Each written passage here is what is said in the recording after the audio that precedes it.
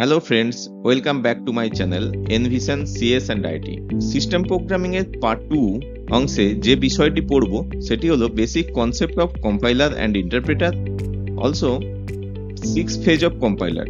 চলো এই ভিডিওতে আমরা কি কি জানবো তার একটু ডিটেলসে জেনে নেই। প্রথমে আমরা পড়ব ট্রান্সলেটারের সবচেয়ে গুরুত্বপূর্ণ অংশ কম্পাইলার এবং ইন্টারপ্রেটার। এবার কম্পাইলার এবং ইন্টারপ্রেটারের তাদের যে কার্যপদ্ধতি সেই কার্যপদ্ধতির তুলনা পড়ব এবং এই তুলনাটি শেষ হওয়ার পরে কম্পাইলারের যে 6টি ফেজ আছে সেই 6টি ফেজ সম্বন্ধে জানব। তো 6টি ফেজের মধ্যে প্রথম যে ফেজটি হলো সেটি হলো গিয়ে লেক্সিক্যাল অ্যানালাইজার, অর্থাৎ যখন কোনো সোর্স কোড আসছে, suppose int a equals two 10, সেই সোর্স কোডে প্রত্যেকটা অংশকে ছোট ছোট অংশে বিভক্ত করে, এটিকে টোকেন বলা হয়। সেই টোকেনকে পাঠিয়ে দেওয়া হয় পরের স্টেপে এবং পরের অধ্যায় যেটি পড়ব সেটি হলো সিনট্যাক্স অ্যানালাইসিস, অর্থাৎ যে টোকেনগুলো তৈরি হয়েছে লেক্সিক্যাল অ্যানালাইসিসে সেই টোকেনগুলো নিয়ে পার্টস ট্রি জেনারেট করব। সেই পার্টস ট্রিটা সিমান্টিক অ্যানালাইসিস অর্থাৎ পরের ফেজে পাঠিয়ে দেব। সিমান্টিক অ্যানালাইসিসে অ্যাকচুয়ালি এখানে চেক করছে কোনো এরর আছে কিনা, যদি কোনো টাইপ কনভার্সন করতে হয় টাইপ কনভার্সন করবে এবং টাইপ চেকিং করবে। বেসিক্যালি এটি এরর চেকিং করে সিমান্টিক অ্যানালাইসিস। তো এরর চেকিং করার পরে সেই পার্টস ট্রি বা সিনট্যাক্স ট্রিটি অ্যানোটেটেড সিনট্যাক্স ট্রিতে রূপান্তর করে এবং সেটিকে পাঠিয়ে দেয় ইন্টারমিডিয়েট কোড জেনারেশনে। ইন্টারমিডিয়েট কোড জেনারেশনের ক্ষেত্রে যে কোডটি জেনারেট করা হয় ইন্টারমিডিয়েট কোডকে পাঠিয়ে দেওয়া হয় code optimisation. Actual code optimisation final code নয়, কোড অপটিমাইজেশন যে ইন্টারমিডিয়েট কোড জেনারেশন হলো সেই ইন্টারমিডিয়েট কোড জেনারেশনকে সিনক্রোনাইজ করে আরো ছোট করা হয়। কোড অপটিমাইজ করার পরে ফাইনালি যেটি তৈরি হয় সেটি হলো কোড জেনারেশন। এখানটা অ্যাসেম্বল কোড জেনারেট হয়, লোড, অ্যাড, স্টোর এই সমস্ত নিমোনিক্স দিয়ে অ্যাসেম্বল কোড জেনারেশন হয়।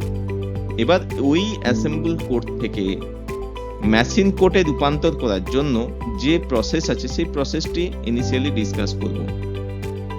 ডিসকাস করার পরে টোটাল যে প্রসেস 6 ফেজের যে প্রসেস দেখালাম সেই প্রসেস সামারাইজ করে আজকের ভিডিওটি শেষ করব।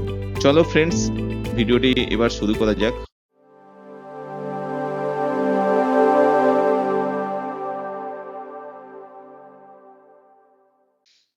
প্রথমে আমরা বুঝবো ট্রান্সলেটর হিসাবে কম্পাইলার কি। তো বেসিক্যালি কম্পাইলার হলো এমন একটি সিস্টেম সফটওয়্যার যেটি হাই লেভেল ল্যাঙ্গুয়েজকে মেশিন কোডে কনভার্সন করে। অর্থাৎ হাই লেভেল ল্যাঙ্গুয়েজ বলতে হিউম্যান রিডেবল, আর মেশিন ল্যাঙ্গুয়েজ হলো 0 and 1। এই হিউম্যান রিডেবল কোড থেকে মেশিন ল্যাঙ্গুয়েজে কনভার্সন করে পুরো প্রোগ্রামটাকে কম্পাইলার।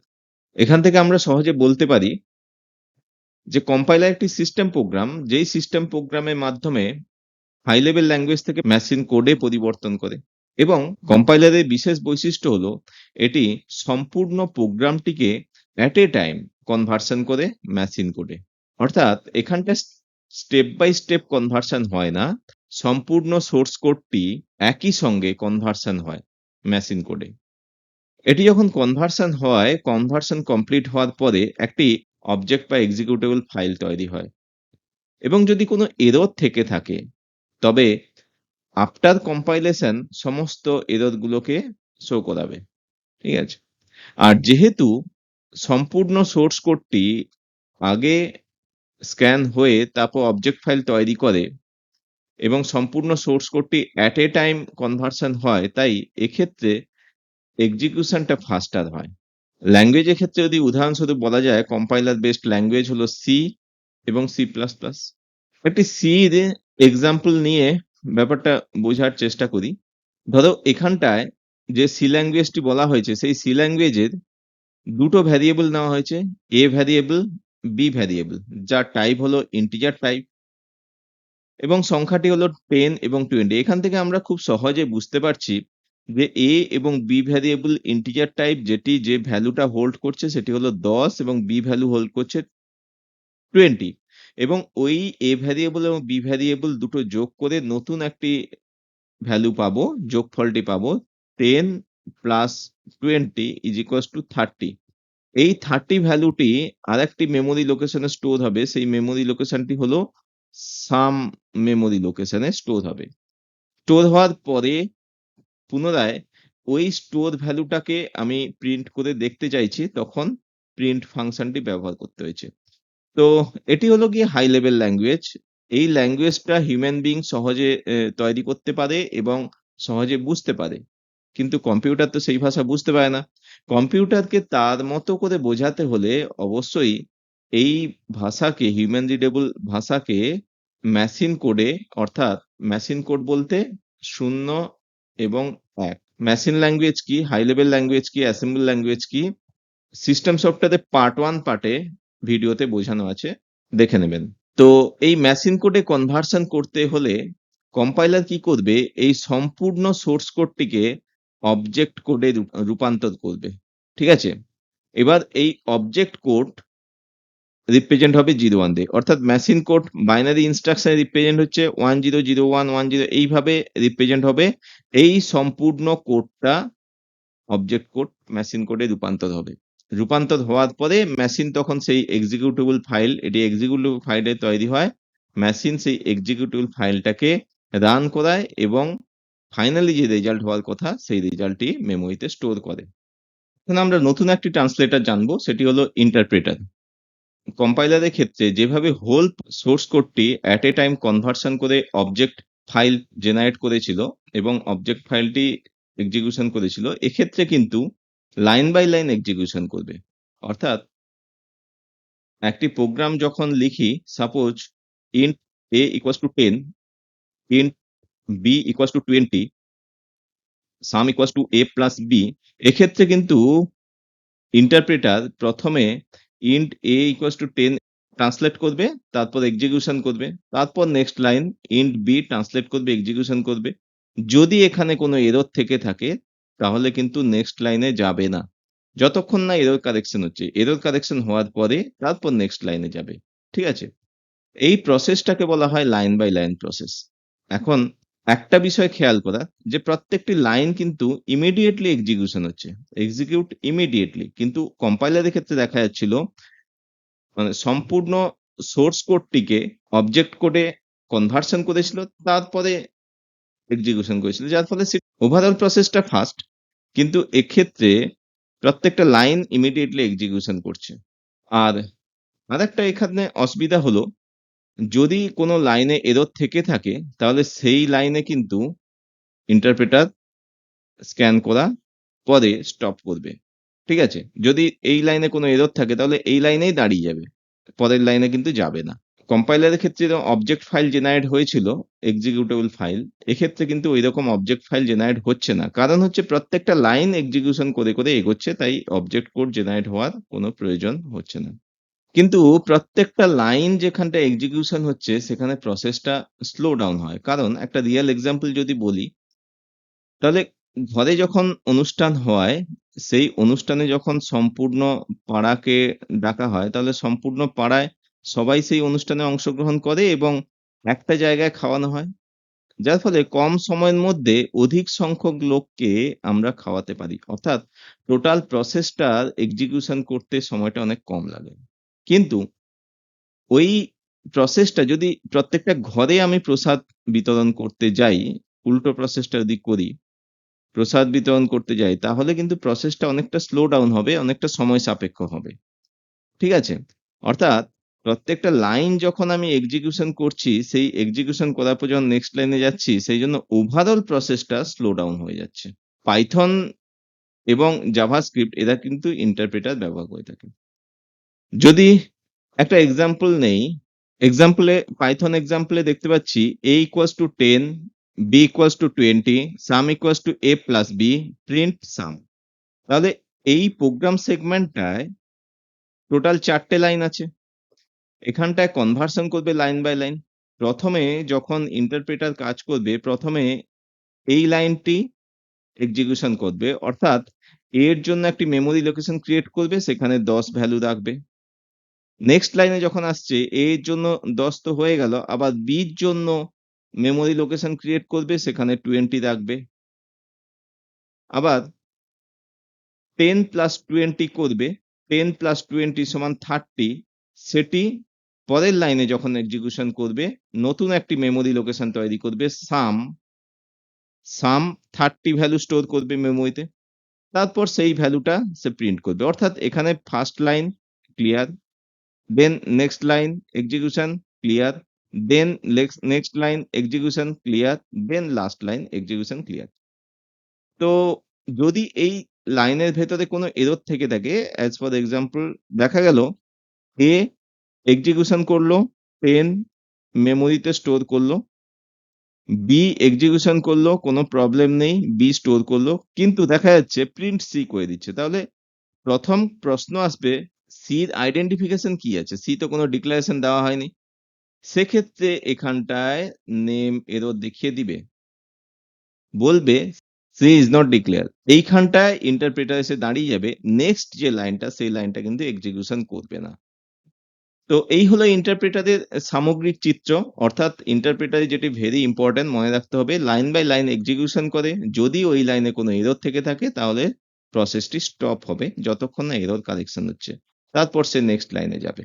ওকে, তাহলে ইন্টারপ্রেটার প্রথমে রিড অপারেশন করবে, রিড করার পরে ট্রান্সলেশন করবে, ট্রান্সলেশন করার পরে এক্সিকিউশন করবে এবং এক্সিকিউশন করার পরে নেক্সট লাইনে যাবে। তাহলে এখানে একটি বেসিক ডিফারেন্স দেখতে পাচ্ছি কম্পাইলার এবং ইন্টারপ্রেটারের মধ্যে।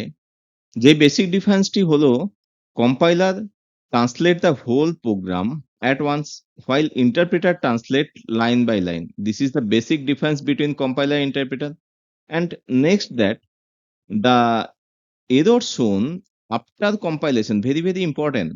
When the compiler we used the error shown after compilation, but interpreter shown the error immediately because interpreter translate the source code line by line, so the error shown immediately. When the error is occurred, then the translation process is totally stopped. After that correction the error, then the next line start to translate. Next, speed. স্পিডের ক্ষেত্রে প্রথমেই বলেছি যে compiler very ফাস্টার because compiler can translate the whole program at a time. So the execution speed of compiler is very fast, but interpreter execution is slower because it can translate the source program line by line, so it is slower than the compiler. Then another difference is that the compiler create object file, whereas interpreter does not create object file. এগুলোই হলো compiler এবং ইন্টারপ্রেটারের basic difference. এরপর যে অংশটি পড়বো সেটি হলো কম্পাইলারের একটু ডিটেলসে জানবো, যে compiler how to generate machine code through compiler. কম্পাইলারের ডিটেলস জানতে গেলে তার কয়েকটি প্রসেস আছে, সেই প্রসেসটি 6টি ভাগে বিভক্ত করা হয়েছে, যেই 6টি ভাগকে বলা হয় ফেজ বা দোসা। প্রথমে আসি লেক্সিক্যাল অ্যানালাইসিস। লেক্সিক্যাল অ্যানালাইসিসে যে সিনট্যাক্স প্রোগ্রামটি দিল, suppose a equals to b plus c star 20, এটি স্টেটমেন্ট আছে, এইটি হলো গিয়ে সোর্স কোড। এই সোর্স কোডকে পার্টে পার্টে বিভক্ত করে দিবে, এই পার্টে পার্টে যে বিভক্ত করছে ওটাকে বলা হচ্ছে টোকেন। দিয়ে নেক্সট যাবে সিনট্যাক্স অ্যানালাইসিস, অর্থাৎ এ পৃথক করলো, বি পৃথক করলো, প্লাস পৃথক করলো, সমান পৃথক করলো, সি স্টার 20 সবগুলোকে তো পৃথক করলো।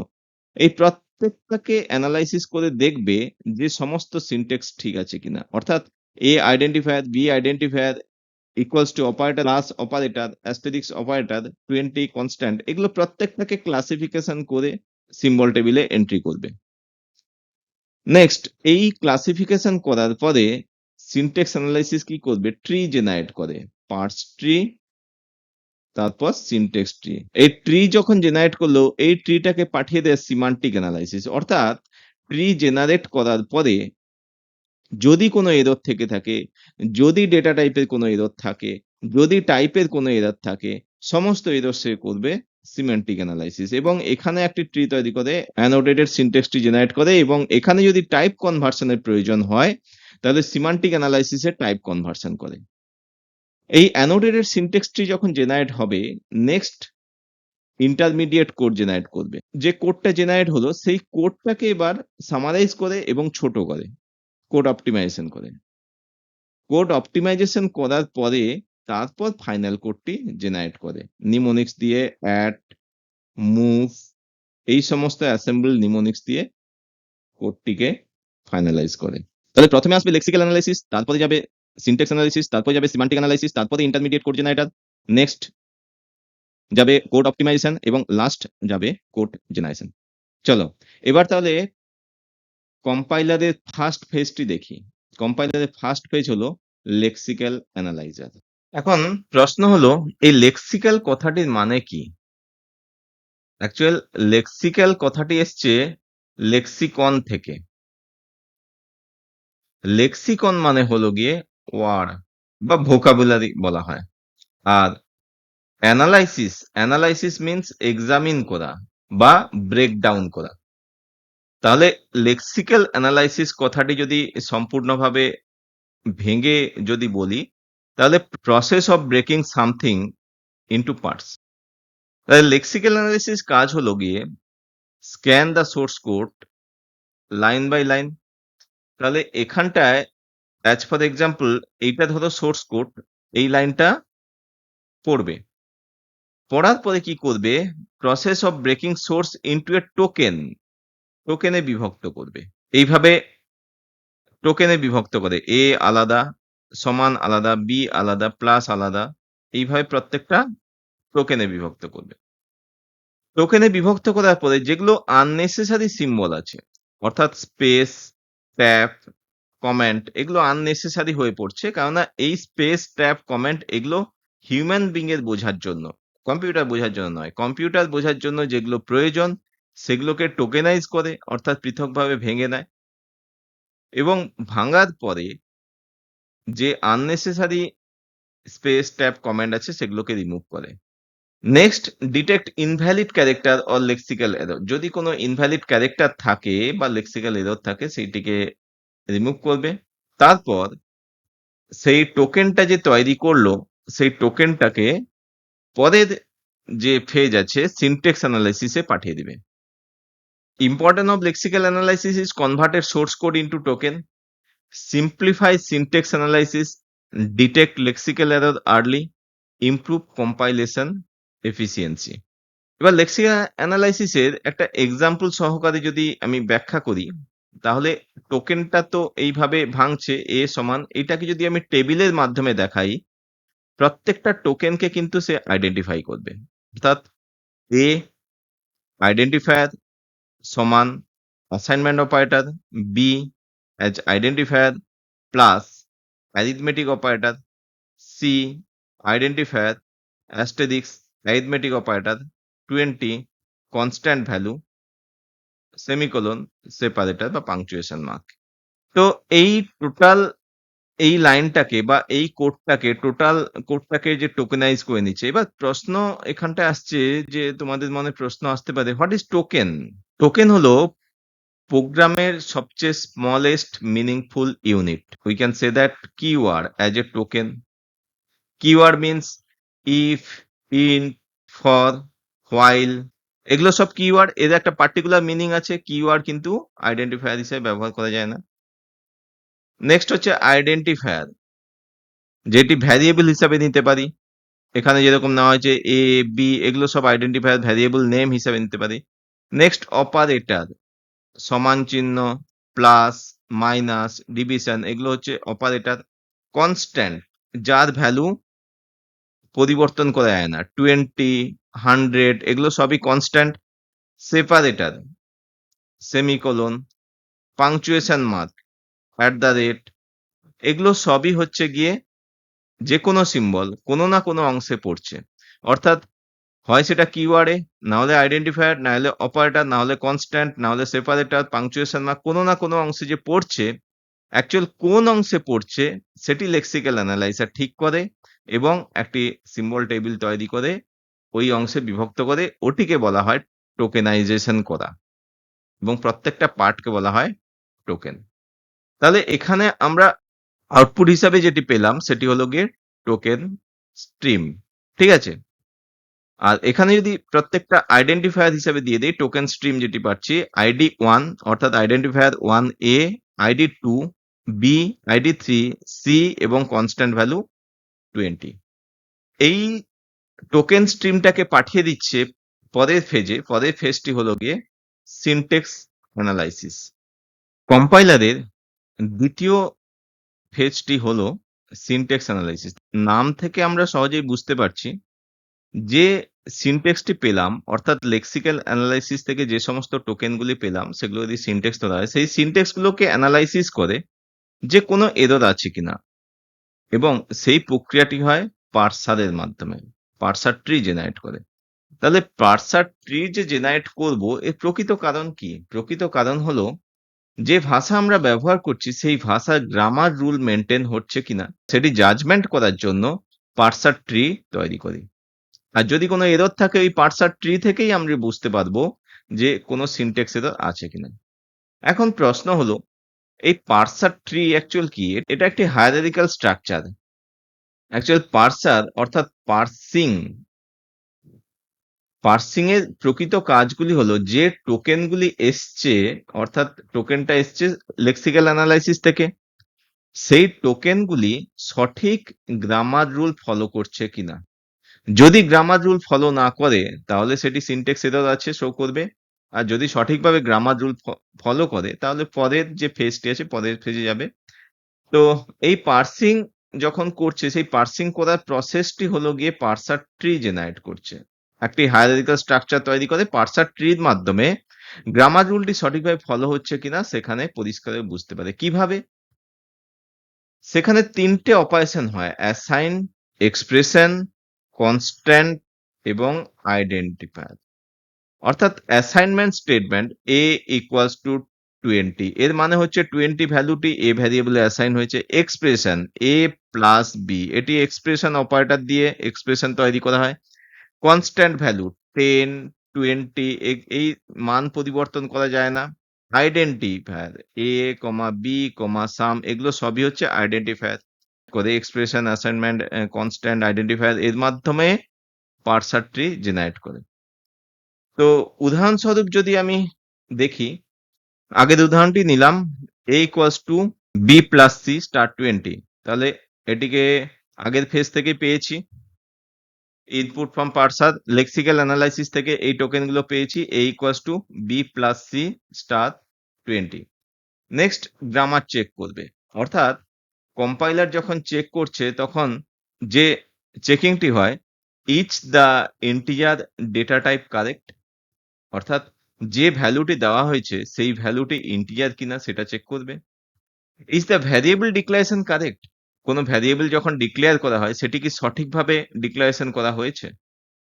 Each assignment statement is correct, অর্থাৎ কোনো কিছু যখন অ্যাসাইনমেন্ট করা হয় সেই অ্যাসাইনমেন্ট স্টেটমেন্টটা কি সঠিক আছে। Is the semicolon is present, অর্থাৎ একটি লাইন যখন শেষ হয় সি ল্যাঙ্গুয়েজের ক্ষেত্রে সেমিকোলনটা দিতে হয়, সেটি কি উপস্থিত আছে। তাহলে এই কোশ্চেন গুলো এই সিনট্যাক্স অ্যানালাইসিসে অকার করে। যদি কোশ্চেনের সঠিক অ্যান্সার পাওয়া যায় তখনই ওই পার্সার ট্রি তাকে সিনট্যাক্স ট্রিতে রূপান্তর করে সিমান্টিক অ্যানালাইসিস অর্থাৎ পরবর্তী ফেজে পাঠিয়ে দেয়। তো এখন দেখা যাক পার্সার ট্রিটি কিভাবে জেনারেট করে। Token a equals to b plus c star 20। এবার এই পার্সার ট্রিটি জেনারেট করতে হলে যেটি বলেছিলাম অ্যাসাইনমেন্ট, এক্সপ্রেশন, কনস্ট্যান্ট, আইডেন্টিফায়ার এগুলো উপস্থিত থাকতে হবে। তো এই হচ্ছে গিয়ে পার্সার ট্রি। এই পার্সার ট্রিতে প্রথমে আছে দেখো, এখানে আইডেন্টিফায়ার হিসাবে ID 1 a, ID 2 b, ID 3 c নিলাম, অর্থাৎ সবগুলোই আইডি। অ্যাসাইনমেন্ট অপারেটর ব্যবহার করা হয়েছে। অ্যাসাইনমেন্ট অপারেটরের বাম দিকে আছে আইডি 1 a, তারপর আছে অ্যাসাইনমেন্ট অপারেটর, এই জন্য বলা হয়েছে অ্যাসাইন। নেক্সট এক্সপ্রেশন ডান দিকে আছে। এক্সপ্রেশন তো একটা নেই, মোর দেন ওয়ান আছে। এই প্রথম যে এক্সপ্রেশনটা অর্থাৎ ডান দিকের ডান দিকে সমান চিহ্নের ডান দিকে যে স্টেটমেন্টটি আছে সেই স্টেটমেন্টের প্রথম এক্সপ্রেশনটা হচ্ছে প্লাস। ঠিক আছে, এই প্লাস সিম্বল, এই প্লাস সিম্বলের বাম দিকে আইডেন্টিফায়ার আছে বি, এবং ডান দিকে যে আইডেন্টিফায়ার আছে সেটি কিন্তু দুটো আছে, সি আছে, কিন্তু তার সঙ্গে আরো একটি এক্সপ্রেশন যুক্ত হয়েছে। সেই এক্সপ্রেশনটা হলো অ্যাস্টেরিক্স বা মাল্টিপ্লিকেশন বোঝানো হয়েছে, এবং সেই মাল্টিপ্লিকেশন বা অ্যাস্টেরিক্সের বাম দিকে আবার আছে আইডেন্টিফায়ার সি, এক্সপ্রেশনের ডান দিকে আছে কনস্ট্যান্ট ভ্যালু 20। তাহলে এখানেও খেয়াল করে দেখো, অ্যাসাইন, এক্সপ্রেশন, কনস্ট্যান্ট, আইডেন্টিফায়ার, এই চারটি টার্ম ব্যবহার করা হয়েছে এবং এই চারটি টার্মের মাধ্যমে ট্রি জেনারেট করা হয়েছে। সেই ট্রি জেনারেশনের মাধ্যমে চেক করবে যে গ্রামার রুলটা সঠিকভাবে ফলো হচ্ছে কিনা, ইন্টিজার সঠিকভাবে ডিক্লারেশন হয়েছে কিনা, অ্যাসাইনমেন্ট অপারেটর ঠিকঠাক ব্যবহার হয়েছে কিনা, স্টেটমেন্টের যে ভ্যারিয়েবল ডিক্লারেশন হয়েছে সেই ভ্যারিয়েবলটা সঠিকভাবে ব্যবহার হয়েছে কিনা, সমস্ত কিছু গ্রামার রুল চেক করবে। চেক করার পর ফাইনালি যে ট্রিটা জেনারেট করবে সেটি হলো গিয়ে সিনট্যাক্স ট্রি। অর্থাৎ এখানে আইডেন্টিফায়ার, এক্সপ্রেশন, অ্যাসাইনমেন্ট এই টার্মগুলো আর থাকবে না। শুধুমাত্র যে সমস্ত আইডেন্টিফায়ার, অপারেটর সিম্বল এবং কনস্ট্যান্ট ব্যবহার হয়েছে, শুধুমাত্র আইডেন্টিফায়ার, অ্যাসাইনমেন্ট, এক্সপ্রেশন, কনস্ট্যান্ট, এই অ্যাসাইনমেন্ট এক্সপ্রেশন বাদ চলে যাবে, কনস্ট্যান্ট আইডেন্টিফায়ার গুলো থাকবে এবং অপারেটর সিম্বল গুলো থাকবে। তো এখানে এক্সপ্রেশন অ্যাসাইন কথাটি যদি বাদ দিই, সমান তার বাম দিকে এ, তার ডান দিকে স্টেটমেন্ট আছে, তারপর প্লাস বাম দিকে বি, তার ডান দিকে স্টেটমেন্ট আছে, অ্যাস্টেরিক্স, তার বাম দিকে সি, ডান দিকে কনস্ট্যান্ট ভ্যালু আছে। এইভাবে সিনট্যাক্স ট্রি যখন জেনারেট হলো, সেই সিনট্যাক্স ট্রিটা আউটপুট হিসাবে পরবর্তী, তাহলে এই সিনট্যাক্স অ্যানালাইসিসের যে আউটপুট হিসাবে পেলাম সেটি হলো পার্স ট্রি বা syntax tree or abstract syntax tree. এই সিনট্যাক্স অ্যানালাইসিসের আউটপুটটা চলে যাবে সিমান্টিক অ্যানালাইসিসের input. Now let's talk about the third phase of compiler, that is semantic analysis.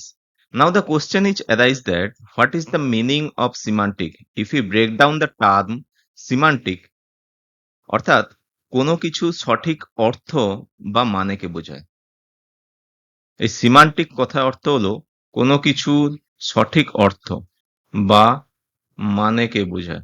এখন এই কোনো কিছু সঠিক অর্থ বা মানে বলতে বোঝাচ্ছে হয়তো কোনো সেন্টেন্স গ্রামাটিক্যালি কারেক্ট থাকতে পারে, কিন্তু সেটি সঠিকভাবে অর্থ বহন করছে না। As for example, if you write that the cat drink milk, এটি গ্রামাটিক্যালিও কারেক্ট, আর মিনিংফুল সেন্টেন্স যখনই হচ্ছে এটি কিন্তু সিমান্টিক অ্যানালাইসিসের ক্ষেত্রে সঠিক। কিন্তু আমি যদি লিখি যে মিল্ক ড্রিঙ্কস ক্যাটস, তাহলে এক্ষেত্রে গ্রামাটিক্যালি কারেক্ট হলেও এটি কিন্তু মিনিংফুল অর্থ বহন করছে না। তাই এটি সিমান্টিক অ্যানালাইসিসের ক্ষেত্রে এটিকে এরর দেখাবে। ঠিক আছে? অর্থাৎ কোনো সেন্টেন্স গ্রামাটিক্যালি কারেক্ট কিনা সেটা তো আমরা আগের যে অ্যানালাইসিস ছিল, অর্থাৎ সেকেন্ড ফেজের যে অ্যানালাইসিস, সিনট্যাক্স অ্যানালাইসিস থেকে সেটা আমরা বুঝতে পেরেছি। কিন্তু এবার সিমান্টিক অ্যানালাইসিসে বেসিক্যালি চেক করব যে গ্রামাটিক্যালি কারেক্ট এখানটায় চেক করা হবে না, এখানটায় চেক করা হবে সঠিক অর্থ বহন করছে কিনা। অর্থাৎ এখানটায় প্রত্যেকটা ভ্যারিয়েবল এবং প্রত্যেকটা এক্সপ্রেশন সঠিকভাবে টাইপ ডিক্লারেশন করে ডেসক্রাইব করা হয়েছে কিনা। As for example, int a equals to 10, this is right statement.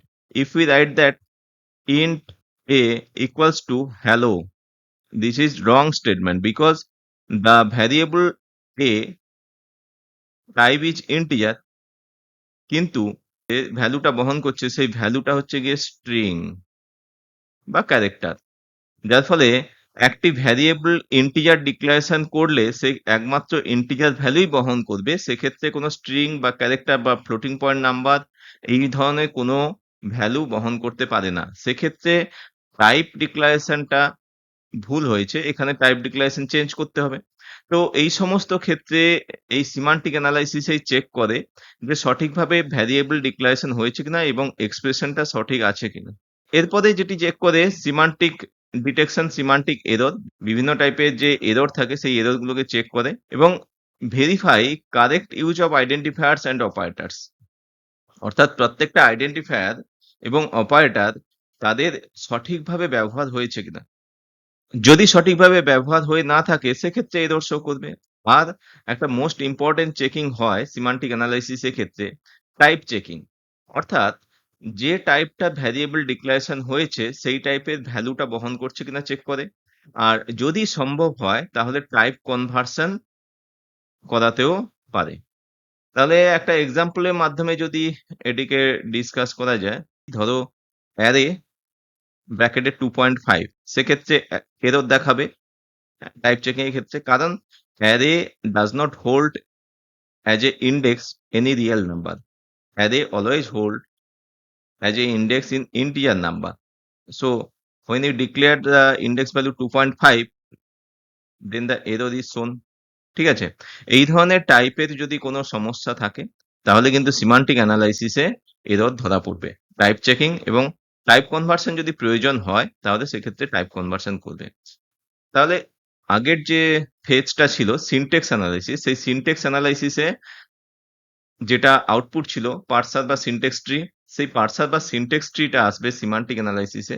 সেই হিসাবে যদি দেখি যে পার্সার ট্রিটা বা সিনট্যাক্স ট্রিটা এই ধরনের ছিল অ্যাসাইনমেন্ট, অর্থাৎ এর যে এক্সাম্পলটা ছিল a equals to B plus C star 20, তাহলে তার যে পার্স ট্রি বা সিনট্যাক্স ট্রি ইকুয়ালস টু বাম দিকে এ, ডান দিকে অপারেটর, এই প্লাস অপারেটর বাম দিকে বি, আবার প্লাস অপারেটর ডান দিকে অ্যাস্টেরিক্স, অ্যাস্টেরিক্সের বাম দিকে সি এবং ডান দিকে 20। এটি ছিল complete syntax tree of this statement.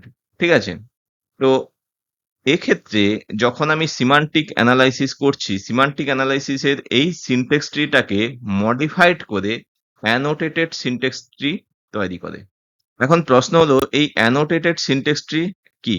Annotated syntax tree যাওয়ার আগে আগে দেখে নেই যে সিমান্টিক অ্যানালাইসিসে কিভাবে টাইপ কনভার্সন হয় এবং যে সিনট্যাক্স ট্রিটি আমরা পেয়েছি সিনট্যাক্স অ্যানালাইসিসের থেকে, সেই সিনট্যাক্স ট্রিতে একটি টাইপ কনভার্সন মডিউল লাগানো হয়। এতটা পর্যন্ত তো ঠিক আছে। তারপরে দেখো ইন্ট টু রিয়েল, অর্থাৎ আমি যদি ধরে নেই এ, বি, সি এই তিনটা ভ্যারিয়েবল হচ্ছে real variable, then 20 must be convert from integer to real. ঠিক আছে, এই যে কনভার্সন হচ্ছে 20 কে 20.0 কনভার্সন করছে, সেই কনভার্সন করা হচ্ছে কিন্তু এই সিমান্টিক অ্যানালাইসিসে। এই জন্য এখানটায় ডিক্লারেশন দেওয়া হয়েছে যে অ্যাস্টেরিক্স এর ডান দিকে ইন্ট টু রিয়েল একটা কনভার্সন মডিউল লাগানো হয়েছে, তারপর 20 দেওয়া হয়েছে, অর্থাৎ এখানে 20 কে কনভার্সন করে 20.0 তে রূপান্তর করছে, অর্থাৎ রিয়েল নাম্বারে রূপান্তর করছে। নেক্সট যদি বলি অ্যানোটেটেড সিনট্যাক্স ট্রি, এইভাবে দেখতে হয় অ্যানোটেটেড সিনট্যাক্স ট্রিটাকে। এখানটায় অ্যানোটেটেড সিনট্যাক্স ট্রিতে পরিষ্কার বলা থাকে প্রতিটি নোটের ডেটা টাইপ, ভ্যারিয়েবল এবং অ্যাট্রিবিউট যুক্ত থাকে। যদি এই ট্রিটাকে আমরা ডিসকাস করি তাহলে আমরা বলতে পারি এ আইডি কোলন ইন্ট, এর মানে হচ্ছে গিয়ে এ ভ্যারিয়েবল, সেই ভ্যারিয়েবলের ডেটা টাইপ ইন্টিজার। ঠিক আছে, এ ভ্যারিয়েবল বা আইডেন্টিফায়ার তার ডেটা টাইপটা হচ্ছে ইন্টিজার। অর্থাৎ এখানটায় যে সোর্স কোডটি ছিল যদি লিখি A equals to B plus C star 20, তাহলে এই এটা হচ্ছে একটি আইডেন্টিফায়ার এবং তার ডেটা টাইপটি হচ্ছে ইন্টিজার টাইপ, সেটি ডিক্লারেশন করা হয়েছে এ ব্র্যাকেটের মধ্যে আইডি ইন্টিজার। অর্থাৎ অ্যানোটেটেড অ্যানালাইসিসে প্রত্যেকটা আইডেন্টিফায়ার, প্রত্যেকটা কনস্ট্যান্ট এবং প্রত্যেকটা অপারেটরের কি রিটার্ন করবে, তার ডেটা টাইপ কি হবে এবং কোন ধরনের অপারেটর কাজ করবে, সমস্ত কিছু এখানে উল্লেখ থাকে। ঠিক আছে, তো নেক্সট যদি ডিসকাস করি বি আইডি ইন্ট, একইভাবে বি হলো একটি আইডেন্টিফায়ার, আইডি বলতে আইডেন্টিফায়ার এবং তার টাইপটি হচ্ছে integer. Next C ID int, C ID int means C as a identifier এবং তার ডেটা টাইপ হচ্ছে integer type, C variable. Next যদি বলি 20 as a 20 is not a variable, 20 is constant value, so here declare const colon int, that means 20 as a integer constant, that means 20 as a integer constant. Okay, next Asterix, তাহলে সির সঙ্গে 20 multiplication হচ্ছে এবং return করছে integer type. যেহেতু এখানে conversion হয়নি, যদি conversion হয়ে থাকে তাহলে 20 রিয়েল নাম্বার, তাহলে রিটার্ন করবে রিয়েল ভ্যালু। তাহলে অ্যাস্টেরিক্স বা স্টার এখানটায় সি এবং 20 সঙ্গে সি যেটা ভ্যালু থাকবে সেই ভ্যালুর সঙ্গে 20 মাল্টিপ্লিকেশন হয়ে ইন্টিজার টাইপ রিটার্ন করবে। কাকে রিটার্ন করবে? তারপরে অপারেটরকে। তাহলে তারপরে অপারেটরের বাম দিকে যে ভ্যালুটা আছে বি, আর এখানটায় তো রিটার্ন পেলো ইন্টিজার, সেই ইন্টিজারের সাথে বি যোগ হবে, যোগ হয়ে আবার ইন্টিজার রিটার্ন করবে। এই জন্য পরেরটা যোগ অ্যাডিশন অপারেটর যেহেতু ব্যবহার করেছে, অ্যাডিশন অপারেশন হবে এবং রেজাল্ট হবে ইন্টিজার টাইপ। অর্থাৎ এখানটায় যোগ করার পর ফাইনাল যে এই রেজাল্টটা হলো সেটি হবে সেই একই ইন্টিজার টাইপ। এবং ফাইনালি রিটার্ন করবে কাকে? অ্যাসাইনমেন্ট অপারেটর ব্যবহার হয়েছে এ ভ্যারিয়েবলে রিটার্ন করবে। অর্থাৎ এ ভ্যারিয়েবলে অ্যাসাইনমেন্ট অপারেটরের মাধ্যমে এটার যে রেজাল্ট পেলাম সেই রেজাল্টটা এ তে অ্যাসাইন হবে এবং এইভাবে অ্যানোটেটেড সিনট্যাক্স ট্রিটি ডেসক্রাইব করে। তাহলে ফাইনালি আমরা বুঝলাম যে সিমান্টিক অ্যানালাইসিসের পরে যেটা আউটপুট পাচ্ছি সেই আউটপুটটা হচ্ছে অ্যানোটেটেড সিনট্যাক্স ট্রি, এবং এখানটায় এরর চেকিং করে, টাইপ কনভার্সন যদি প্রয়োজন হয় টাইপ কনভার্সন করায়, টাইপ চেকিং করে, ভ্যারিয়েবল এবং অপারেটর সঠিকভাবে ব্যবহার হয়েছে কিনা তা যাচাই করে, আর হচ্ছে গিয়ে কোড জেনারেশনের আগে প্রোগ্রামের কারেক্টনেসটি যাচাই করে। এরপরে কিন্তু আর কোনো যাচাই হবে না, অর্থাৎ অ্যানালাইসিস ফেজটি এই সিমান্টিক অ্যানালাইসিসেই শেষ হলো। অর্থাৎ তিনটা ফেজ যে পড়েছি, লেক্সিক্যাল, সিনটেক্স আর সিমান্টিক, এই তিনটা হলো গিয়ে অ্যানালাইসিস ফেজ। ঠিক আছে, অ্যানালাইসিস ফেজের সমস্ত কারেকশন যদি হয়, মডিফিকেশন যদি হয় অ্যানালাইসিস পেজে হয়ে থাকে, এরপর থেকে আর হবে না। এরপর থেকে আমরা চলে যাব কোড জেনারেশন। চলো তাহলে এখানে একটা ডিফারেন্স দেখে নেই, সিনটেক্স এবং সিমান্টিক অ্যানালাইসিসের বেসিক ডিফারেন্স দেখে নেই। কেননা সিনটেক্স এবং সিমান্টিক অ্যানালাইসিস দুটোই ট্রি জেনারেট করছে, দুটোই এরর চেকিং করছে, তো কিছু কনফিউশন থাকতে পারে, সো সেটিকে আমি ক্লারিফাই করার চেষ্টা করছি। তো এখানটায় দেখো সিনটেক্স অ্যানালাইসিস এবং সিমান্টিক অ্যানালাইসিসের যেটা বেসিক ডিফারেন্স সেটি হচ্ছে গিয়ে সিনটেক্স অ্যানালাইসিস স্ট্রাকচার চেক করে যে গঠনটা ঠিক আছে কিনা, গ্রামাটিক্যালি রুলস গ্রামাটিক্যালি কারেক্ট আছে কিনা, তার যে টোটাল স্ট্রাকচার সেই স্ট্রাকচার ঠিক করে। কিন্তু মিনিংফুল কিনা সেটা চেক করার জন্য সিমান্টিক, অর্থাৎ checking the meaning, logical correctness, এই জিনিসগুলো চেক করে গিয়ে সিমান্টিক অ্যানালাইসিস। অর্থাৎ লজিক্যালি চেক করে সিমান্টিক, আর সিনট্যাকটিক্যালি চেক করে গিয়ে সিনটেক্স অ্যানালাইসিস। ঠিক আছে, তো এইটা হচ্ছে কি basic difference. So finally we enter the synthesis phase. এরপরে যতগুলি ফেজ আছে অর্থাৎ intermediate code generation, code optimisation, code generation, এগুলো সবই হচ্ছে গিয়ে মেশিন কোড বা টার্গেট কোড বা অবজেক্ট কোড জেনারেট করতে হলে তার আগে যে সমস্ত ইন্টারমিডিয়েট বা মধ্যবর্তীকালীন কোডগুলো জেনারেট করতে হয় সেই সমস্ত ফেজগুলো আমরা জানবো। তো প্রথম ফেজ হচ্ছে ইন্টারমিডিয়েট কোড জেনারেটর বা মধ্যবর্তীকালীন কোড জেনারেশন করা হয়। তো এখানটায় লাস্ট যেটা আমরা আউটপুট হিসাবে সিমান্টিক অ্যানালাইসিসে পেয়েছি সেটা হচ্ছে অ্যানোটেটেড সিনট্যাক্স ট্রি পেয়েছি। সেই অ্যানোটেটেড সিনট্যাক্স ট্রিতে type conversion, type correction, error checking, operator declaration, variable declaration, everything can be checked from semantic analysis, and also we sanguine that the no error is present from this source code. Okay, now intermediate code generation কোডটি তৈরি করার জন্য তার প্রসেসগুলি করে থাকে। তো finally generate the intermediate code representation. এখানে একটি বিষয় জানতে হবে, এটি কিন্তু মেশিন ইন্ডিপেন্ডেন্ট, এটা কোনো প্ল্যাটফর্মের উপর ডিপেন্ড করে না, মেশিন ইন্ডিপেন্ডেন্ট হয় এক্ষেত্রে। আর এটি ব্যাক এন্ড এবং ফ্রন্ট এন্ডের ভেতরে ব্রিজ তৈরি করে। এই কথাটার মানে হচ্ছে গিয়ে, তো প্রথম যে তিনটা পড়েছিলাম লেক্সিক্যাল, সিনটেক্স এবং সিমান্টিক, এই তিনটা কিন্তু অ্যানালাইসিস ফেজ। ওই তিনটা অ্যানালাইসিস ফেজের পরে আমরা সিনথেসিস ফেজে যে এন্টার করছি সেই মাঝখানে যে ব্রিজটা তৈরি হচ্ছে, সেই ব্রিজটা তৈরি করছে কিন্তু ইন্টারমিডিয়েট কোড জেনারেটর। কিন্তু ব্যাপারটা হচ্ছে ইন্টারমিডিয়েট কোড জেনারেটরে যে কোডটি জেনারেট হবে সেটি যে টার্গেট কোড তা কিন্তু নয়। এর উপরে মডিফিকেশন হবে স্টেপ বাই স্টেপ, সেটা আমরা পরের ফেজে আমরা কন্টিনিউয়েশন করব। তো ফার্স্ট অফ অল এখানে ইন্টারমিডিয়েট কোড জেনারেশনে বেশ কিছু প্রসেস থাকে। তার ভেতরে সবচেয়ে বহুল প্রচলিত যে প্রসেসটি হলো সেটি হচ্ছে থ্রি অ্যাড্রেস কোড। তো এই ট্যাগ বা থ্রি অ্যাড্রেস কোড কি? এখানটায় তিনটে অপারেন্ট বা মেমোরি লোকেশন ব্যবহার করা হয়।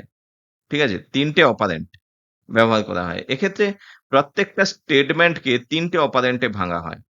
যদি আমরা জেনারেল ফরম্যাট দেখি এর, তাহলে x equals to y OP Z, যেখানে x, y এবং z হলো ভ্যারিয়েবল অর্থাৎ মেমোরি হোল্ড করছে, আর ওপি হলো operator. Operator means any type of mathematical operation done by using different type of operator, addition, subtraction, multiplication, division, modulation, এই সমস্ত operation কিন্তু অপারেটরের মাধ্যমে হয়ে থাকে। এখানে অপারেটর সিম্বল থাকে, সেই হিসাবে xy ভ্যালুটি ক্যালকুলেশন হবে এবং সেই ভ্যালুটি অ্যাসাইন হবে x মেমোরি লোকেশনে, এবং সেই অপারেটরের উপর ডিপেন্ড করে y এবং z এর যে ভ্যালু আছে সেই ভ্যালুর উপরে ক্যালকুলেশন হবে। সেই ক্যালকুলেটেড যে ভ্যালু বা রেজাল্ট পেলাম সেটি অ্যাসাইন হবে x ভ্যারিয়েবলে। x variable store the value finally. তো এই থ্রি অ্যাড্রেস কোডের যদি একটা এক্সাম্পল নিয়ে দেখি, যেটা আমরা আগের এক্সাম্পল ব্যবহার করেছিলাম, যার মাধ্যমে আমরা সিনট্যাক্স ট্রি, পার্স ট্রি এবং অ্যানোটেটেড সিনট্যাক্স ট্রি জেনারেট করেছি, সেই অ্যানোটেটেড সিনট্যাক্স ট্রি থেকে যেটা পেলাম a equals to b plus c star 20, যখন আমি ইন্টারমিডিয়েট কোড জেনারেশন করছি, ইন্টারমিডিয়েট কোড জেনারেশন এইভাবে হয়ে থাকে t1 equals to into real 20। অর্থাৎ এখানটায় অপারেশন হবে কিভাবে? প্রথমে যেটি অপারেশন হবে, ফার্স্ট অপারেশন হবে সি স্টার 20, সেকেন্ড অপারেশন হবে বি প্লাস ফার্স্টের যেটা হয়েছিল, আর থার্ড অপারেশন হবে এ ইকুয়ালস টু সেকেন্ড যেটা হয়েছে, এবং ফাইনালি এ স্টোর ভ্যালু টু এ। এটি হচ্ছে অর্থাৎ শেষ থেকে অপারেশন, প্রথমে এই দুটো, তারপর এটা, তারপর লাস্টে এটা। এই জন্য প্রথমে যখন আমি সিনট্যাক্স ট্রিটি জেনারেট করেছিলাম, তারপরে যখন সিমান্টিক অ্যানালাইসিস এর ক্ষেত্রে দেখেছিলাম ইনটু রিয়েল একটি কনভার্সন হয়েছিল। কিছু টেম্পোরারি ভ্যারিয়েবল এখানে ব্যবহার করা হয় যখন আমি ট্যাগ ব্যবহার করছি, অর্থাৎ থ্রি অ্যাড্রেস কোড ব্যবহার করছি, বেশ কিছু টেম্পোরারি ভ্যারিয়েবল ব্যবহার করা হয় এই থ্রি অ্যাড্রেস জেনারেশন করার জন্য। তো প্রথমে যে টেম্পোরারি ভ্যারিয়েবল ব্যবহার হচ্ছে টি ওয়ান টেম্পোরারি ভ্যারিয়েবলে ভ্যালু থাকছে ইনটু রিয়েল, অর্থাৎ 20 কে কনভার্সন করছে 20.0, because here A, B and C is a real number. Okay, next is the টি2। তাহলে টি1 টেম্পোরারি ভ্যারিয়েবল, টি2 অলসো টেম্পোরারি ভ্যারিয়েবল। নাও টি2 hold the value C star টি1, অর্থাৎ সির সঙ্গে মাল্টিপ্লিকেশন হচ্ছে টি1। এখন কিন্তু ওই ইনটু রিয়েল এই 20 এই কথাটা উল্লেখ করার প্রয়োজন নেই, বিকজ টি1 hold the value into real 20। So here টি2 ইকুয়ালস টু সি স্টার টি1 মিনস সি মাল্টিপ্লিকেশন হচ্ছে এই 20 ভ্যালু, সি ইনটু 20.0, এই কথাটার মানেই হচ্ছে এটা। ওকে, next t3 equals to b plus t2. Also here temporary variable t2 is used. এখানে কিন্তু t1 টেম্পোরারি ভ্যারিয়েবল ব্যবহার করা হচ্ছে না, কারণ t1 ভ্যারিয়েবলের যে ভ্যালু সেই ভ্যালুটা অলরেডি হোল্ড করছে t2।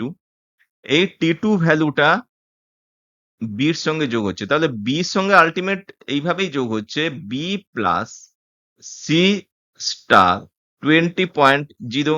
Hair 20.0 t1 c star 20, এটি হলো t2, এবং b প্লাস c স্টার 20 এটি হলো গিয়ে t3।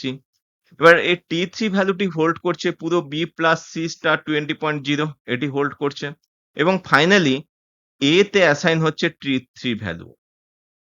তাহলে এখানটায় ট্যাগ বা থ্রি অ্যাড্রেস কোড, যখনই আমি এই f equals to b plus c star 20 K represent করছি, দেন টেম্পোরারি ভ্যারিয়েবল হিসাবে ব্যবহার করছি T1, T2 এবং T3। ঠিক আছে? এবার প্রশ্ন হলো এই যে সিম্পল স্টেটমেন্টটাকে T1, T2, T3 দিয়ে ভাগ করছি, তাহলে টোটাল প্রসেসটার যে আউটপুট পাবো সেই আউটপুটটাকে যদি আমি সংরক্ষণ করে যদি কোডটাকে মিনিমাইজ করতে পারি, তাহলে তার এক্সিকিউশন স্পিড বাড়বে, কারেক্টনেস অনেকটাই বৃদ্ধি পাবে এবং প্রসেস মেমোরিতে কম স্পেস নেবে। তো সেই প্রসেসগুলো করার জন্য এর পরের যে ফেজটা, সেই ফেজটা হচ্ছে গিয়ে কোড অপটিমাইজেশন।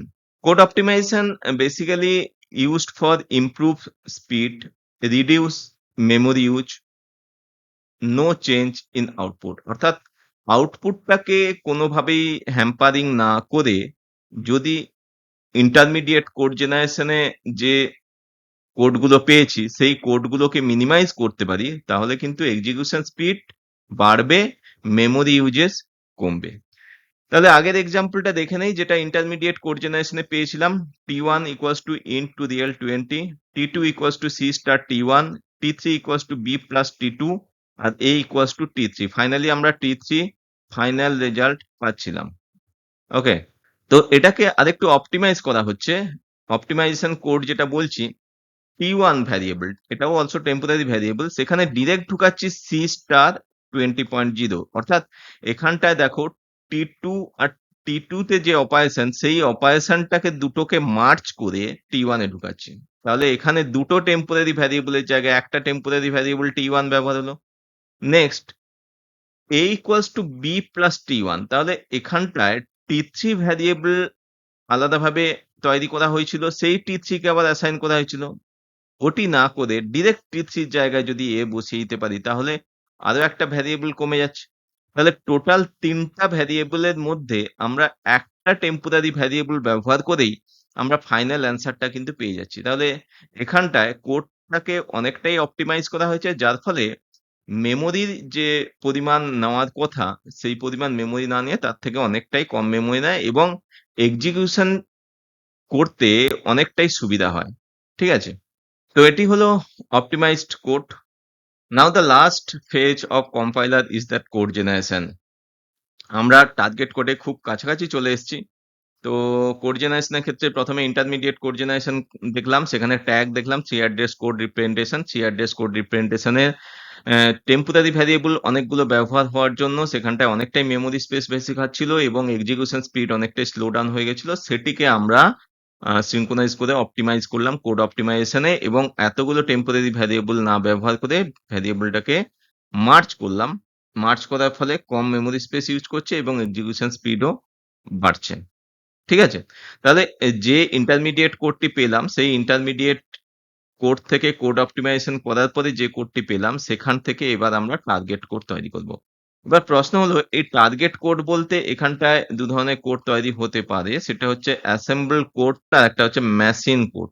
তো এটি হলো final phase of compiler, generated machine code, register allocation of memory and instruction selection. এই প্রসেসগুলো হয়ে থাকে। তো এখানটায় ইনপুট হিসাবে নিচ্ছি অপটিমাইজড কোড। এবার অ্যাসেম্বল কোড এবং মেশিন কোড এই দুটো যে তৈরি হচ্ছে, তার মাঝখানে আরেকটা কনভার্সনের প্রয়োজন হয় অ্যাসেম্বলার, যেটা অ্যাসেম্বল কোড থেকে মেশিন কোড কনভার্সন করছে। কোড অপটিমাইজেশন থেকে যে কোডটি পেলাম, সেখান থেকে অ্যাসেম্বল কোডের রূপান্তরটা দেখে নিই। এক্সাম্পল হিসাবে নিলাম A equals to B plus C star 20.0। তো অ্যাসেম্বল কোডের যে রেসপন্স পাচ্ছি সেটি হলো গিয়ে প্রথমে কিছু টেম্পোরারি ভ্যারিয়েবল নাম ID1 A, ID2 B, ID3 C। Next, এবার অ্যাসেম্বল কোড জেনারেট করব। অ্যাসেম্বল কোডের ক্ষেত্রে নিমোনিক্স ব্যবহার করা হয়। নিমোনিক্স বলতে সংক্ষিপ্ত ফর্ম, যে কোনো ম্যাথমেটিক্যাল অপারেশনের যে কোডগুলো ব্যবহার করা হয় তার সংক্ষিপ্ত ফর্ম বা অ্যাব্রিভিয়েশন ফর্ম। সেটা হচ্ছে গিয়ে মাল্টিপ্লিকেশনের ক্ষেত্রে MUL, যদি ফ্লোটিং পয়েন্ট ব্যবহার করা হয় MULF, অ্যাডিশনের ক্ষেত্রে ADD, যদি ফ্লোটিং পয়েন্ট ব্যবহার করা হয় ADDF। ঠিক আছে? আর যদি ভ্যালু মুভ করায় MOV, আর যদি ফ্লোটিং পয়েন্ট ভ্যালু মুভ করায় MOVF। এইভাবে ব্যবহার করা হয়ে থাকে। তাহলে এই যে সোর্স কোডটি আছে বা সোর্স স্টেটমেন্টটি আছে a equals to b plus c star 20.0, এই সোর্স কোডটিকে অ্যাসেম্বল কোডে যদি জেনারেট করি তাহলে এইভাবে অ্যাসেম্বল কোডটি হয়ে থাকে। তো এখানে লাইন বাই লাইন যদি ডিসকাস করি তাহলে এখানে যে সিম্বল গুলি ব্যবহার হয়েছে সেই সিম্বল গুলি হচ্ছে গিয়ে এফ বলতে ফ্লোটিং পয়েন্টকে বোঝাচ্ছে, হ্যাশ হ্যাশ বলছে কনস্ট্যান্ট ভ্যালুকে বোঝাচ্ছে অর্থাৎ তার মানটি পরিবর্তন হবে না, R1 এবং R2 register memory. Next move F অর্থাৎ ভ্যালুটিকে R1 থেকে আইডি 2 তে মুভ করাচ্ছে, তো মুভ এফ ভ্যালু মুভ করার জন্য, অ্যাড এফ যোগ করার জন্য, আর মাল এফ হচ্ছে গিয়ে মাল্টিপ্লিকেশন বা গুণ করার জন্য। তাহলে স্টেপ বাই স্টেপ আমরা দেখে নেই কিভাবে প্রোগ্রামটি হচ্ছে। তো প্রথমত হচ্ছে গিয়ে আইডি 1 হিসাবে এ, আইডি 2 বি, আইডি 3 সি। ঠিক আছে, এখানে যেহেতু আইডেন্টিফায়ার 1 2 3 টেম্পোরারি ভ্যারিয়েবল নিয়ে নিয়েছি, তাহলে R2 রেজিস্টারে ভ্যালু ঢুকছে আইডি 3, দ্যাট মিনস সি, ব্র্যাকেটে লিখে দিলাম সি এর ভ্যালুটা R2 রেজিস্টার হোল্ড করছে। নেক্সট মাল্টিপ্লিকেশন হচ্ছে MULF অর্থাৎ ফ্লোটিং পয়েন্টের মাল্টিপ্লিকেশন হচ্ছে, যে কার সঙ্গে 20.0, সি স্টার 20.0, অর্থাৎ এখানটায় হ্যাশ বলতে কনস্ট্যান্ট ভ্যালুকে বলা হয়েছে, 20.0 ভ্যালুটা কনস্ট্যান্ট হওয়ার জন্য এখানে হ্যাশ ব্যবহার করা হয়েছে। নেক্সট মাল্টিপ্লিকেশন হয়ে সেই ভ্যালুটা আবার R2 তেই সঞ্চয় থাকছে। ঠিক আছে, এবার R2 তো অলরেডি সি হোল্ড করছে, সি স্টার 20.0 এই ভ্যালুটা আবার R2 ই হোল্ড করছে। এবার নেক্সট মুভ করাচ্ছি R1 রেজিস্টারে আইডি 2 এর ভ্যালু, এখানে আইডি 2 এর ভ্যালু আছে বি, বি এর ভ্যালুটা R1 রেজিস্টারে মুভ করাচ্ছি, সরাচ্ছি। এবার R1 রেজিস্টার একটা মেমোরি লোকেশন হওয়ার জন্য সে আইডি 2 অর্থাৎ বি এর ভ্যালুটা সে ধরে রাখছে, ধরে রাখার পরে সে অ্যাড করছে, ফ্লোটিং পয়েন্ট অ্যাড করছে। এখন R2 ভ্যালুটা সি স্টার 20.0 এই ভ্যালুটি ধরে রাখছে এবং R1 ভ্যালুটা বি এর ভ্যালুটা ধরে রাখছে। এবার দুজনের ভেতর যোগ করব, যোগ করা মানে অ্যাড এফ, অ্যাড এফ হচ্ছে ফ্লোটিং পয়েন্টের যোগফল নির্ণয় করা। R2 এবং R1 যোগ করার পরে R1 এর ভ্যালু থাকছে R1 প্লাস R2, এই ভ্যালুটা থাকছে। তাহলে ফাইনালি যে ভ্যালুটা R1 এ হোল্ড করছে সেই R1 ভ্যালুটাকে এ তে মুভ করাতে হবে। এই জন্য মুভ এফ আইডি 1 এ মুভ করছে R1, দ্যাট মিনস আইডি 1 হচ্ছে গিয়ে এ, এ তে ভ্যালু ঢুকছে R1 এর ফাইনাল ভ্যালুটা, অর্থাৎ এ তে যে ভ্যালুটা ঢুকছে সেই ভ্যালুটা হলো গিয়ে বি প্লাস সি স্টার 20.0, এই ভ্যালুটা এতে ঢুকছে। ফাইনালি এইটাই হলো গিয়ে অ্যাসেম্বল কোড এবং এই অ্যাসেম্বল কোড থেকেই আমরা মেশিন কোডে খুব সহজে রূপান্তর করতে পারবো। তো এটি হলো গিয়ে 6 phase of compiler. 6 phase of compiler যখন কমপ্লিট হলো, সেই কমপ্লিট হওয়ার পরে অ্যাসেম্বল কোড জেনারেশন করে। অ্যাসেম্বল কোড জেনারেট হওয়ার পরে এটিকে মেশিন কোডে কনভার্সন করার জন্য কম্পাইলেশন ফ্লো প্রসেস ফলো করতে হয়। তো এখানে কম্পাইলেশন ফ্লো প্রসেসে প্রথমে আমরা হাই লেভেল ল্যাঙ্গুয়েজ নিয়েছিলাম, অর্থাৎ A equals to B plus C star 20.0, এটি হাই লেভেল ল্যাঙ্গুয়েজের একটা স্টেটমেন্ট। সেখান থেকে কম্পাইলেশন হলো, কম্পাইলেশন থেকে অ্যাসেম্বল কোড হলো, যেখানটায় ব্যবহার করলাম মুভ, অ্যাড, এগুলো আমরা নিমোনিক্স ব্যবহার করেছিলাম। ঠিক আছে, হাই লেভেল ল্যাঙ্গুয়েজে সাধারণত পারফর্ম করে C language, C plus plus language, Java language, এগুলি পারফর্ম করে। হাই লেভেল ল্যাঙ্গুয়েজের পরে আসছে কম্পাইলার, যেটি অ্যাসেম্বল কোড জেনারেট করে, এবং এরপরে আসছে অ্যাসেম্বলি কোড যেটা আছে move, add, sub. Next assembler কি করে, convert the assemble code into machine code, অর্থাৎ যে অ্যাসেম্বল কোডটা আমরা এখানে পেয়েছিলাম সেই অ্যাসেম্বল কোডটা কনভার্সন করবে মেশিন কোড, অর্থাৎ 0 এবং 1 এ রূপান্তর করবে। That means convert into binary form. হ্যাঁ, যে বাইনারি ফর্মটা কম্পিউটারের সিপিইউ খুব সহজে বুঝতে পারে, because the computer CPU follow the switching theory. Switching theory means to state, on state and of state. On state means 1, of state means 0। তো finally যে মেশিন কোডটা জেনারেট হয়, অ্যাসেম্বলার মেশিন কোড জেনারেট করে। Generate করার পরে main মেমোরিতে এবার এই কোডটি রিপ্লেস করাতে হবে। মেন মেমোরিতে যখন লোড করাতে হবে সেটি লোডারের মাধ্যমে মেন মেমোরিতে লোড করে।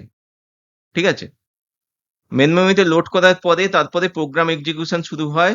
লোডার প্রোগ্রাম এক্সিকিউশন শুরু করে এবং ফাইনালি আমরা আউটপুটটা পেয়ে থাকি। এটি হচ্ছে গিয়ে প্রসেস ফ্লো, অর্থাৎ আবার রিপিট করছি, high level language, next compiler, assemble code, assembler, machine code, loader, load into memory, then program execution by the CPU. তাহলে আজকের ক্লাসে আমরা কি কি পড়লাম একটু যদি কুইক সামারি করি। প্রথমত যেটি পড়লাম সেটি হচ্ছে গিয়ে learn about complete phase of compiler step by step, that means lexical analysis, syntax analysis, semantic analysis, intermediate code generator, code optimisation and finally code generation that produce the assemble code. Then assembler is used to conversion assemble code to machine code, and the loader is used to load the whole code into the main memory. Then the CPU can execute the machine code very quickly. So next term is lexical analysis, convert the source code into token. Token means the smallest unit of source code. Then syntax analysis, check the grammar rule and create the parse tree, also syntax tree. Then semantic analysis, check meaning, type conversion, type compatibility, operator checking, operand checking, everything can check by semantic analysis. Then intermediate code generation. Intermediate code generation, very simple, use the tag operation, 3 address code generation. Intermediate মধ্যবর্তী যে code generation হলো, তারপরে আমরা চলে যাব code অপটিমাইজেশনে, improve performance efficiency and use the less memory space, also the execution speed is less than the intermediate code generation. তাছাড়া এক্ষেত্রে এক্সিকিউশন স্পিডটা অনেকটাই ফাস্ট হয়, যার ফলে টাইম অনেক কম লাগে। ফাইনালি যেটি পেলাম সেটি হলো গিয়ে টার্গেট কোড জেনারেট করে, অর্থাৎ অ্যাসেম্বলি ও মেশিন কোড জেনারেট করে এক্সিকিউশনের জন্য, এবং তার যে ফ্লোটা হচ্ছে source code, compiler, assemble code, assembler, machine code, loader, finally execution by CPU. এখানটায় ভেরি ইম্পর্টেন্ট জিনিস সামারি হিসাবে আমরা বলতে পারি, কম্পাইলার হলো এমন একটি গুরুত্বপূর্ণ সিস্টেম সফটওয়্যার, যেই সিস্টেম সফটওয়্যারটি মানুষের তৈরি যে প্রোগ্রাম আছে, অর্থাৎ হাই লেভেল ল্যাঙ্গুয়েজে যখন প্রোগ্রাম তৈরি করা হয় সেটিকে মেশিন যাতে বুঝতে পারে, অর্থাৎ মেশিন কোডে কম্পাইলার সেটি কনভার্সন করে। তাহলে এখান থেকে একটি পরিষ্কার বিষয় জানতে পারছি, without using compiler we can not execute our source program, that means which is generated by high level language. So compiler is very important to conversion from high level language to machine level language. তো বন্ধুরা, আজকের ভিডিওতে আমরা কম্পাইলারের 6 page in ডিটেলসে জানলাম step by step, খুব সহজভাবে। আশা করি তোমরা সবাই বুঝতে পেরেছো। যদি ভিডিওটি ভালো লাগে থাকে অবশ্যই লাইক করো, চ্যানেলটিকে শেয়ার করো। আমি আবারও দেখা করছি নতুন একটি ইনফরমেটিভ ভিডিও নিয়ে। ততক্ষণ পর্যন্ত তোমরা সবাই ভালো থেকো এবং সুস্থ থেকো, আর চ্যানেলটিকে সাবস্ক্রাইব করো। My channel is Envision CS and IT, learn, grow and success. Thank you friends.